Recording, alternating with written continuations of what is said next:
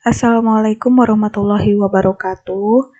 Apa kabar anak-anak kelas 11 IPS 4 dan 11 IPS 5? Semoga kalian tetap sehat, tetap semangat, dan selalu berada dalam lindungan Allah Subhanahu wa Ta'ala. Pada kesempatan kali ini, Ibu akan membahas tentang bab 6, yaitu mewaspadai ancaman terhadap kedudukan Negara Kesatuan Republik Indonesia. Materi yang pertama yaitu menelaah ancaman terhadap integrasi nasional. Sebelumnya, apa sih yang dimaksud dengan ancaman itu? Ancaman merupakan setiap usaha dan kegiatan, baik dari dalam negeri maupun luar negeri, yang dinilai membahayakan kedaulatan negara, keutuhan wilayah negara, dan keselamatan segenap bangsa. Lalu, apa yang dimaksud dengan integrasi nasional?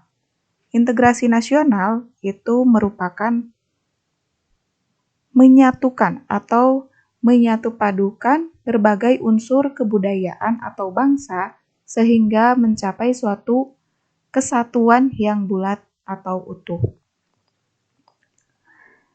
Nah, kalau kalian perhatikan di sini ada peta negara Indonesia.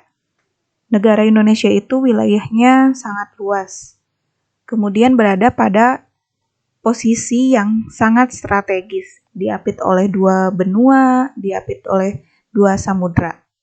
Nah, negara Indonesia itu merupakan negara yang berada pada posisi silang.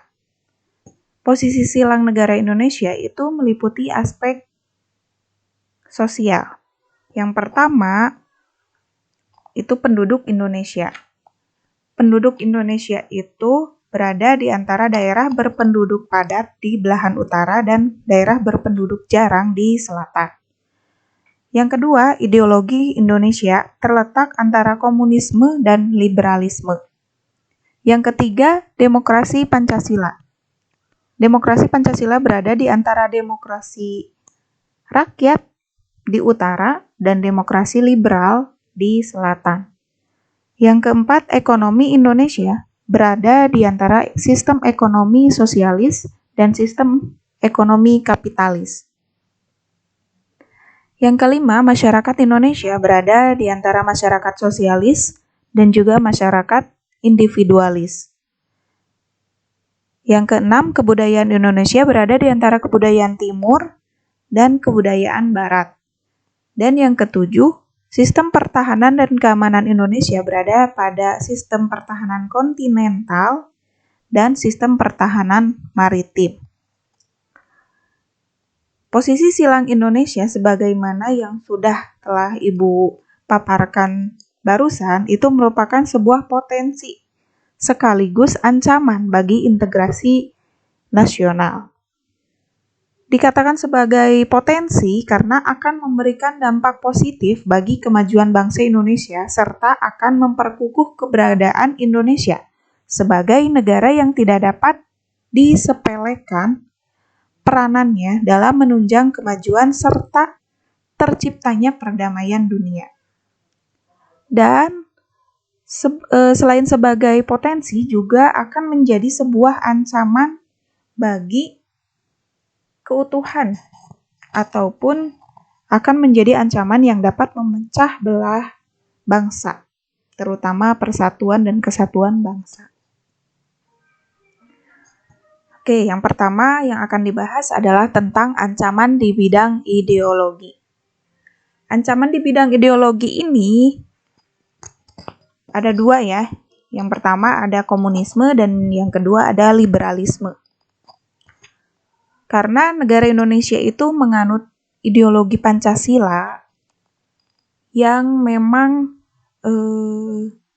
kehidupannya itu harus sesuai dengan sila-sila Pancasila. Nah, di sini ancamannya itu ada ideologi komunisme dan juga ideologi liberalisme.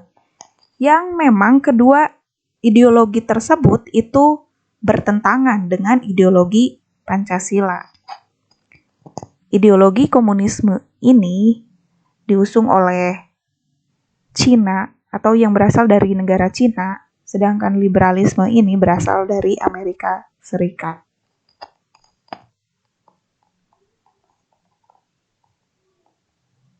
Nah, yang ideologi komunisme dari awal juga Indonesia telah menolak dengan tegas paham komunisme.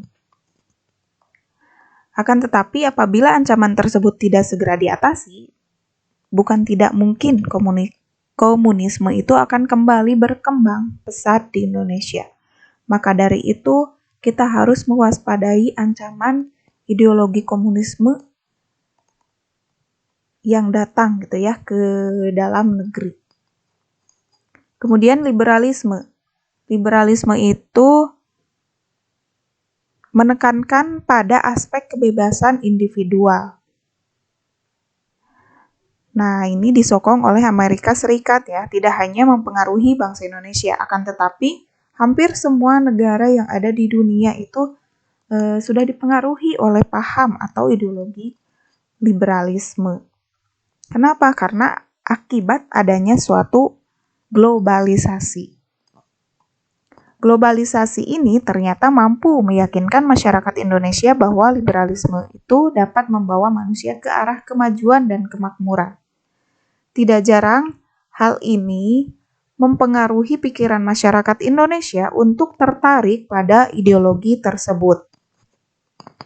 Akan tetapi pada umumnya, pengaruh yang diambil justru yang bernilai negatif. Misalnya gaya hidup yang diliputi kemewahan, pergaulan bebas, dan sebagainya. Hal tersebut itu tentu saja apabila tidak diatasi akan menjadi ancaman bagi kepribadian bangsa Indonesia yang sesungguhnya. Kemudian yang kedua ada ancaman di bidang politik. Ancaman di bidang politik ini ada yang bersumber dari luar negeri dan juga ada yang bersumber dari dalam negeri. Yang bersumber dari luar negeri, yang pertama ada intimidasi, kemudian ada provokasi dan juga blokade politik. Yang kedua bersumber dari dalam negeri. Itu contohnya penggunaan kekuatan dalam bentuk pengerahan massa untuk menumbangkan pemerintah yang berkuasa. Atau bisa juga disebut sebagai kudeta ya, menggulingkan suatu pemerintahan yang sedang berjalan gitu ya. Agar pemerintah tersebut itu bisa turun. Kemudian yang kedua, separatisme. Separatisme itu bisa menjadi sebuah ancaman di bidang politik. Separatisme itu adalah kegiatan ingin memisahkan diri dari Negara Kesatuan Republik Indonesia.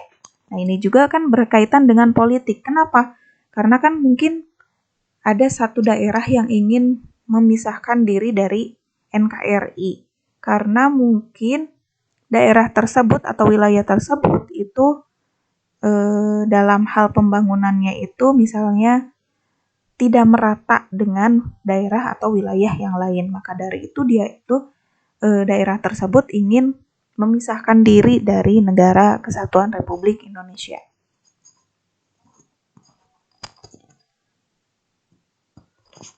Yang ketiga ada ancaman di bidang ekonomi.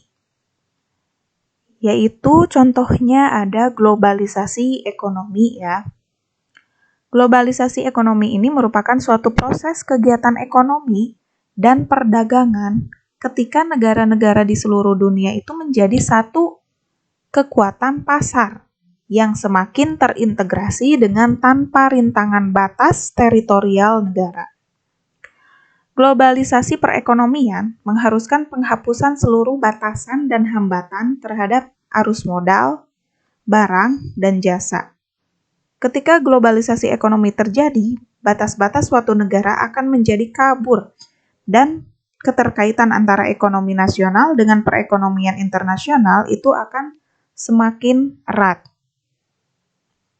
Globalisasi ekonomi itu di satu pihak akan membuka peluang pasar produk dari dalam negeri ke pasar internasional secara kompetitif. Akan tetapi sebaliknya, juga membuka peluang masuknya produk-produk global ke dalam pasar domestik. Nah, hal tersebut itu tentu saja selain menjadi keuntungan juga menjadi ancaman bagi kedaulatan ekonomi suatu negara. Apa pengaruh negatifnya dengan adanya suatu globalisasi ekonomi? Yaitu Indonesia akan dibanjiri oleh barang-barang dari luar negeri, ya, karena adanya suatu perdagangan bebas. Terus yang kedua, cepat atau lambat, perekonomian negara kita itu akan dikuasai oleh pihak asing. Yang ketiga, timbulnya kesenjangan sosial yang tajam sebagai akibat dari adanya persaingan bebas. Yang keempat, sektor-sektor ekonomi rakyat yang diberikan subsidi semakin berkurang. Dan yang kelima, memperburuk prospek pertumbuhan ekonomi jangka panjang. Selanjutnya yang keempat, yaitu tentang ancaman di bidang sosial budaya. Ancaman di bidang sosial budaya ini ada yang berasal dari dalam negeri dan juga ada yang berasal dari luar negeri. Contoh dari dalam negeri itu didorong oleh isu-isu kemiskinan, kemudian kebodohan, keterbelakangan, dan juga ketidakadilan. Nah, sedangkan ancaman yang berasal dari luar negeri, contohnya yang pertama ada munculnya gaya hidup konsumtif, kemudian hedonisme, individualisme, kemudian adanya gejala westernisasi, semakin memudarnya semangat gotong royong, dan semakin lunturnya nilai-nilai keagamaan.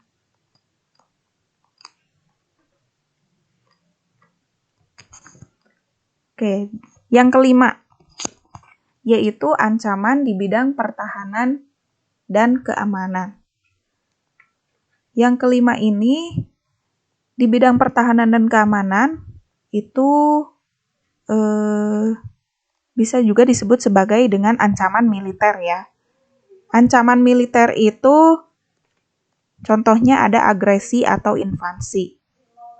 Agresi ini mempunyai bentuk-bentuk mulai dari yang berskala paling besar sampai dengan yang terendah.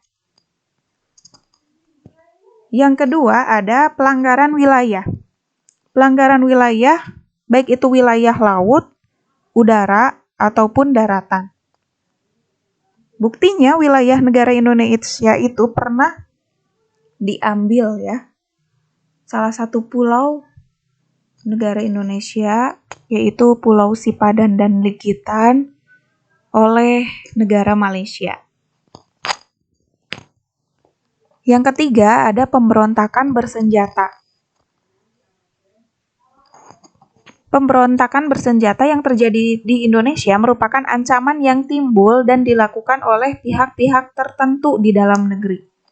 Namun, tidak menutup kemungkinan pemberontakan bersenjata tersebut disokong oleh kekuatan asing, baik secara terbuka maupun secara tertutup.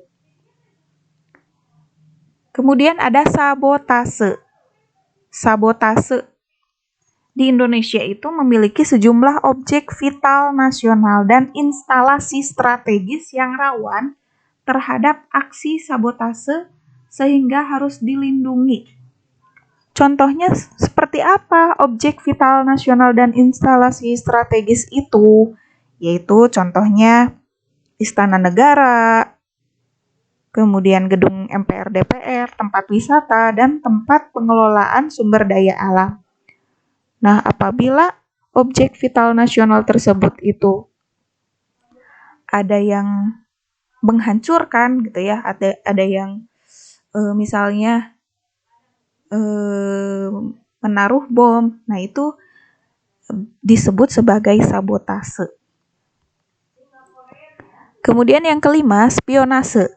Spionase ini merupakan kegiatan yang biasanya dilakukan oleh agen-agen rahasia dalam mencari dan mendapatkan rahasia pertahanan negara dari negara lain. Atau bisa juga disebut sebagai mata-mata. Kemudian selanjutnya ada aksi teror bersenjata. Ini merupakan bentuk kegiatan terorisme yang mengancam keselamatan bangsa dengan menebarkan rasa ketakutan yang mendalam serta menimbulkan korban tanpa mengenal rasa pri kemanusiaan. Banyak ya yang pernah terjadi di Indonesia, aksi teror dengan adanya bom gitu ya, di tempat-tempat ibadah ataupun di tempat-tempat wisata ataupun di kafe, di mall, itu pernah terjadi di negara Indonesia. Nah, ini merupakan salah satu bentuk ancaman di bidang militer. Kemudian yang terakhir ada ancaman keamanan laut dan udara. Merupakan bentuk ancaman militer yang mengganggu stabilitas keamanan wilayah nasional Indonesia.